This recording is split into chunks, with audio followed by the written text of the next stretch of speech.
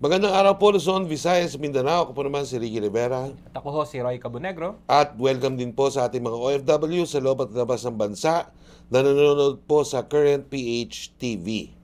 Okay, pinag-usapan na natin yung kay Sara, no? Napakaaliw. No? Tabayanan niyo po yan, mga kababayan. Ang libro ni Sara. Ang libro ni Sara. Okay, dito naman, ang pag-usapan naman nun natin yung nakaraang meeting kahapon Aha. ng mga major political parties na under doon sa tinatawag na Grand Coalition na pinamumuno ng Partido Federal ng Pilipinas. Sino-sino yung mga yan? Nationalista Nandyan ang Party. Lakas NUCD, Nationalista Party, NU National Unity Party. Nandyan ang PDP. PDP Laban. Ay, wala pa. Wala pa. National Unity Party. Lakas NUCD, Partido Federal. Oo. At NPC. Ang Okay. latest. Yung NPC po, yan ang pinamumunuan ni Senador Tito Soto. Yung nationalista naman, syempre, mga bilyar yan. Yes, NP ang pinakahuling sumama, no? NP, NP. NUP, Hindi, National nauna Unity yung Party. NUP. Oh. Yung National pinakahuling, NP. Unity Party, ito yung mga kay Rodriguez. Yes, No? yes. Tapos yung Partido Federal ng Pilipinas, syempre, Sandro yan, Makoy. That's right. Tapos, syempre, nasa ilalim yan siguro kay KBL. KBL etc., is yung mga naturally kasama. ganun. No? So, ang wala ay Ang wala dyan is syempre yung PDP. Laban? PDP na walang laban, yung PDP lang. PDP na lang. Ang PDP laban na Pimentel, hindi pa malinaw kung saan. Hindi Okay. pa nagsasabi eh. Ang Aksyon Demokratiko, hindi rin malinaw kung nasaan siya. Pero magpapatakbo yata ng lokal. Kasi si Isko Moreno, mga kababayan, tatakbong mayor ulit sa ilalim ng Aksyon Demokratiko at kakalabanin niya yung anak ng kanyang quote-unquote mentor. That's right. Oo, Ganun din Hani si Senator Lacuna. Trillanes. Trillanes tatakbo sa ilalim din ng Aksyon Demokratiko sa Caloocan naman.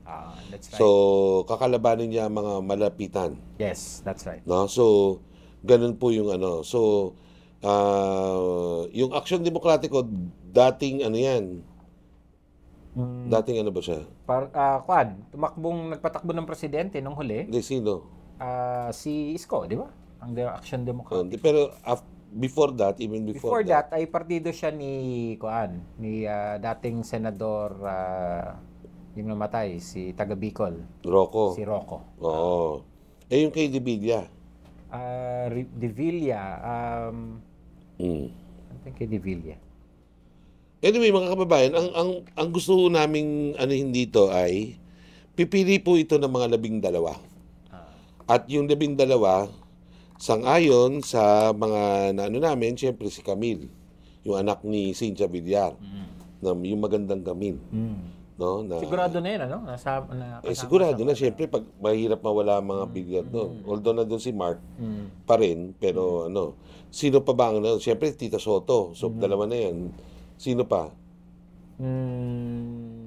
May mga haka-haka ho na despite being non-party member, ito pong magkapatid na Tulfo. Si Ben at si Erwin. Baka i-adapt nila yan. So, dalawa na yon. So, inaawitan ata nila na makasama sila. parang ganun. So, hindi lang natin alam kung saan lulugar itong dalawa. Ito ba'y mag-Duterte? Ito ba'y pero sa ngayon, siyempre, alam natin ang mga Tulfo. Sila ay political ally ng ating speaker Martin Romualdez, lalo na si Rafi. So, at si Erwin naman ay Very likely. very close din sa ating speaker. So, That's right. malamang sa hindi yan, either Lakas NUCD, CMD, or Partido Federal sila babaksak. That's right, that's right. No? So, ibig sabihin, may apat na. So, sino pa iba? Yung re-electionist. Sila Tolentino, di pa sigurado kung saan din. Tolentino. Malinaw, no? Si Senator Tolentino. Si Tolentino po, mga kababayan, ang ating dating Pangulong Rodrigo Duterte, para nag-alasara. May hugot. May hugot. Oo. Sabi niya, kung iwanan mo ako ngayon, iwanan din kita. So, hindi na siya Duterte. So, hindi natin alam, sabi niya, independent siya ngayon. So, hindi pa natin alam. So, hindi natin alam kung saan siya lilipad. Kung saan tatadapo. Pag sa independent. Ito yung mga ibon na nawala. Sa ating kasi, pag sabi yung independent, hindi pa napipili kung O saan sino dadapo. pang ibon ang nawawala? Siyempre, ang Liberal Party, hindi pa malinaw kung saan. Okay. Diba? Kasi nagparinig sila minsan. Hindi, yung mga ibon ng Quago. Yung mga Quago. Oh. Yung PDP, Si Bato. si Bato, at saka si Bongo. Hindi pa rin Siyempre. malinaw, no? Hindi, Pero malamang parang naman si Bongo. tatakbo talaga sila Under Duterte. Under Duterte. Oo. At sabi ni Bato, hindi daw niya iwanan ng ating Vice Presidente That's right. na head ng hukbong ng pagbabago. Yes. So malamang sa hindi baka mag-field yung hukbong ng pagbabago. Siyempre, inaasahan din natin na yung PDP, yung naglaglag na ng laban, yung Kusi Wing, no? Oo. Ay siyempre kasama pa rin ng mga Duterte. Oo, malamang yun. Yung hugpong ng pagbabago, PDP, at yung kilusan ng maisog, yung mga gustong himiwalay sa Mindanao, ay kuan yan, mga declared na yan na nagsusuporta kay Duterte. Nasaan yung Reform Party ni Hunasan? Yung Reform Ba't siya PH, lumalabas na nandun siya sa listahan din ng Grand Coalition? kasi at one time, nung nagsasalita pa si Senator Trillanes para sa kanila, hindi pa siya lumipat sa Aksyon Demokratiko, na-verbalize niya yun. Na kung lalabanan natin si Duterte, ay pwede ka sila na United Front. mag-unify kahit sa with the Marcoses. Pero yan ay statement ni Senator Trillanes. Nung siya ay nire-representa pa ang Reform PH. Ang tanong ay nire-representa pa ba niya ang Reform PH? Hindi natin alam. Baka hindi na. So, yun ang... Okay.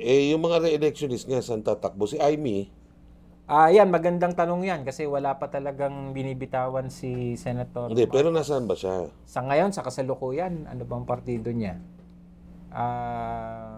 NPC siya, di ba? Hindi, nationalista. NP. Ay, ang NP... Nationalista Party. Oo, meron ng, may declared alliance na ang NP. So pupunta rin siya doon? Oo, kasi ang... So isa siya sa mga ibon na nawala? Oo, tapos ang grupo niya, ang huling nag-commit lately sa administration party. Okay. Silang huling sumama.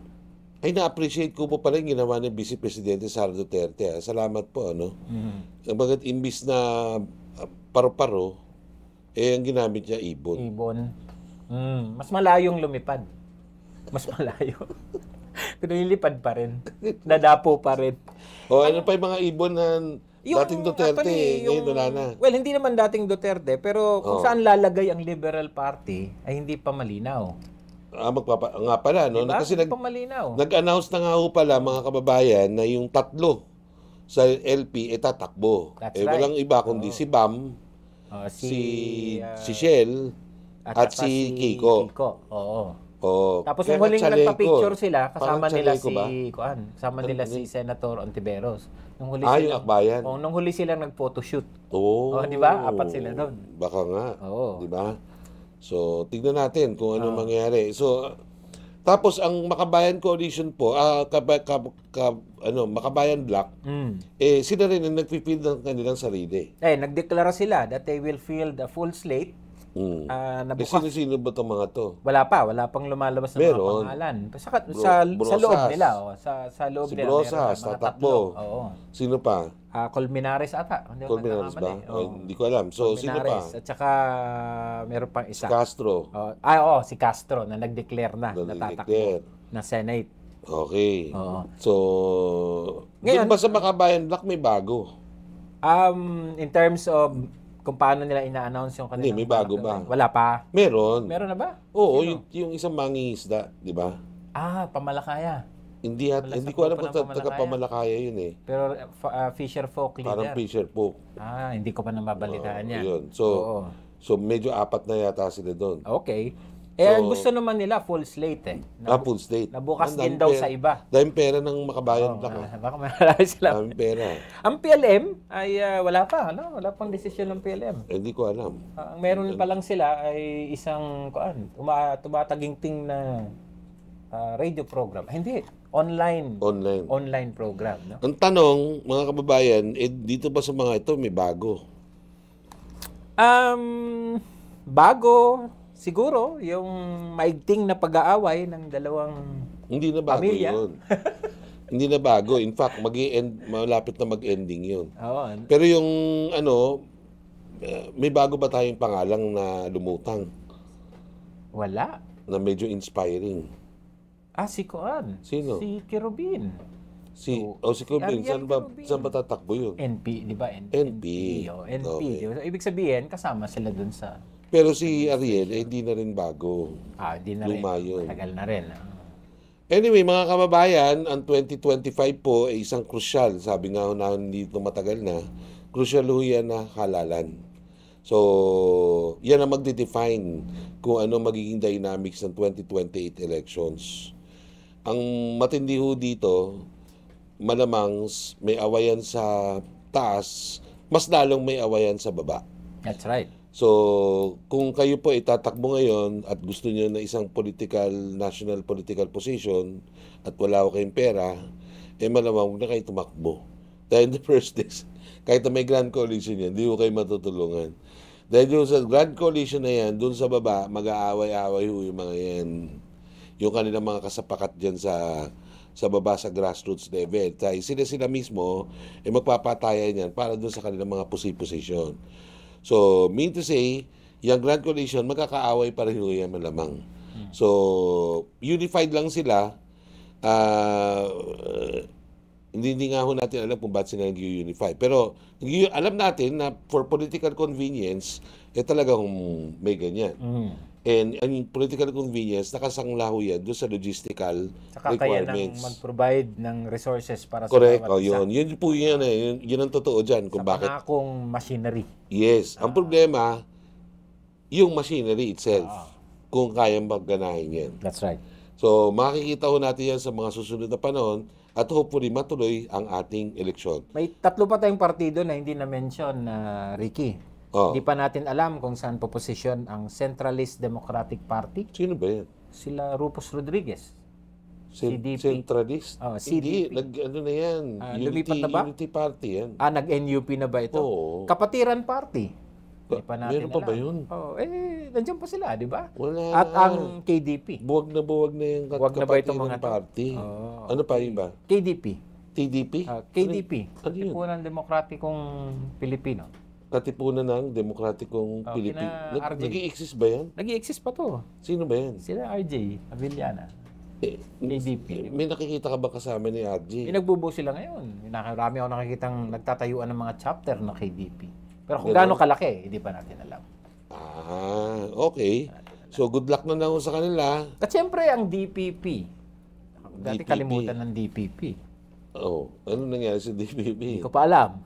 Alaman pa natin sa mga Makakatakbo ba susunod yan? na araw. Sana. No? Sana makatakbo rin sila. Ang Piles Forecast ho dyan, magkakaroon ng isang malaking kilusan na siyang magde-define na mga istorya ang ating isi-share dito po sa halalang ito. Tabayanan nyo yan dahil ang mangyayari ngayon organiko. Yung mga itinanim na mga buto para sa pagbabago sa mga nakalipas na panahon, siyang ang tawag dyan, siya ripe. Ano bang, siya? Hinog. Para pitasin ng taong bayan. Yeah. So, yan po ang mangyayari. Maraming salamat po, mga kababayan Pilipino.